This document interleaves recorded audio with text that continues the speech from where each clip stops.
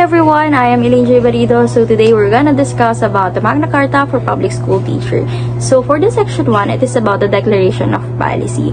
Ang layunin ng batas na ito ay ang pagandahin lalo ang kaligayahan ng mga pampublikong guro. Kasama na rin ang kanilang buhay, trabaho, mga oportunidad, at marami pang iba. Ang gusto ng batas na ito ay maging kaakit-akit ang prosesyon ng guro upang mas maraming manatili at pumasok sa prosesyon. Alam naman natin na dito sa Pilipinas, ang pangunahing pag-unlad ng ekonomiya ay ang edukasyon. Ito ay isa sa mahalagang puhunan ng ating bansa. Let's proceed to the section 2. It is about the title and the definition. So, ang batas na ito ay tinatawag na Magna Carta for Public Schools Teacher. Ang batas na ito ay para sa lahat ng guro na nasa pampublikong paaralan, maliban nga lang dun sa mga miyembro ng mga state colleges or mga universities. Ano nga ba ang kahulugan ng guro? Ayon sa batas, ang kahulugan ng guro or teacher, sila yung mga nagtuturo regardless if it's part-time or full-time teachers, mga guidance counselors, mga school librarians, at saka mga vocational teachers. Section 3. Recruitment of Qualification o patakaran sa pag-recruit. Kailangan malinaw na itinakda ng Department of Education ang pamantayan sa pagpili ng pagtatalaga ng mga guro. Ang Section 3 ay nagtatakda ng malinaw na pamantayan sa pagkuha ng guro, kung ano ang minimum na kwalifikasyon at kung paano magiging patas ang proseso ng pagtatalaga sa pamamagitan ng pagsusulit at ranggo.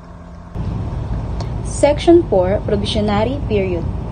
Kung ang isang guro ay nagtapos sa isang paarang kinikilala ng pamahalaan at may civil service eligibility, hindi na siya kailangan sumailalim sa probationary period bago pa ma-regular.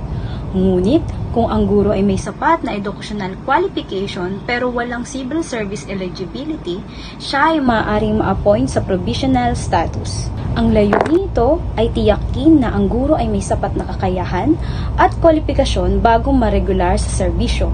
Bigyan ng pagkakataon ang mga guro na patunayan ang kanilang kakayahan habang inaayos ang kanilang eligibility requirements. Hi, I'm Teacher Justino Salas, and now we will continue in section number 5 in RA Magna Carta. So in section number 5, teachers are guaranteed job stability and security of tenure under existing law. So naka-under lang siya sa iba't ibang law. So those temporarily hired due to lack of civil service eligibility may be guaranteed permanently. So para maging permanent na kayo is you are at least 10 years continuous, efficient, and faithful service in the same position. So dapat tuloy-tuloy ka na nagtuturo, same position, dapat faithful lagi sa work para magkaroon ka ng mag-guarantee mo yung job stability, security, and tenure under the existing laws.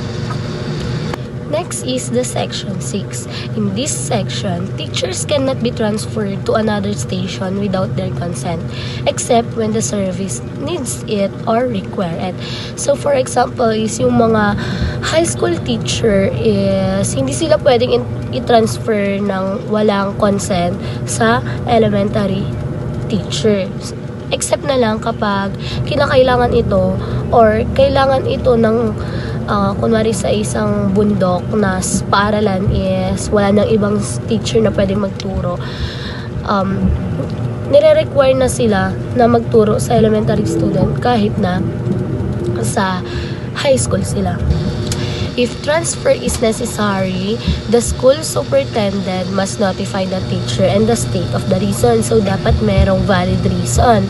And then the teacher appeal to the appropriate director, and the transfer will be held until the appeal is resolved. So dumadaan talaga siya sa tamang proseso. No transfer are allowed within 3 months before any local or national election. If the transfer is ultimately approved, the government will cover the teachers and their families' necessary transfer expenses.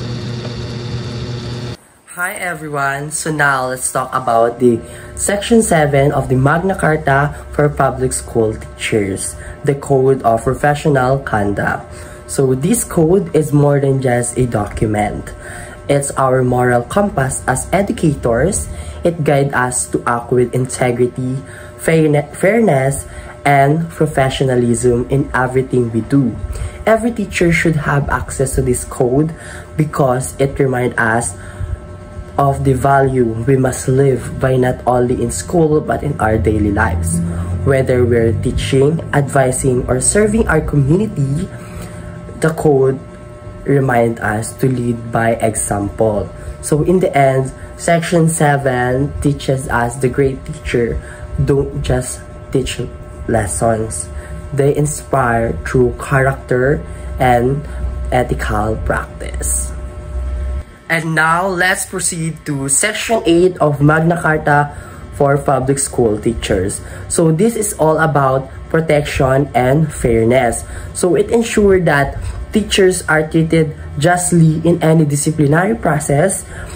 It gives every teacher the right to be informed of the changes, to see the evidence, to defend themselves, and to appeal if necessary. So no one should be judged without hearing their side. It also protects teachers' reputation by keeping cases privately while they're ongoing. So this section reminds us that teachers are not only professional but human beings who deserve respect and due process. So Section 8 stands as promise that justice and dignity will always be a part of teaching profession. Section 9, Administrative Charges, mga kasong administratibo. Kapag may kaso laban sa guro, dadaan muna ito sa committee hearing. Ang committee hearing ay binubuo ng school superintendent o ng chairperson, representative ng teachers organization, isang division supervisor na itatalaga ng director of public schools, tapos ang tungkulin naman nila is pakinggan yung kaso, gumawa ng findings at recommendation, at ipadala ito sa director of public schools within 30 days. May special rule din to kung ang superintendent na ay ang nag-complain, may personal interest ang Secretary of Education na mag-appoint sa buong committee para fair. Section 10, No Discrimination. Walang guro ang dapat ma-discriminate sa pagpasok o pagtuturo o pag-end ng service nila. Ang basehan lang dapat ay professional factors tulad ng qualification, performance at competence, hindi gender, age, pera o connection.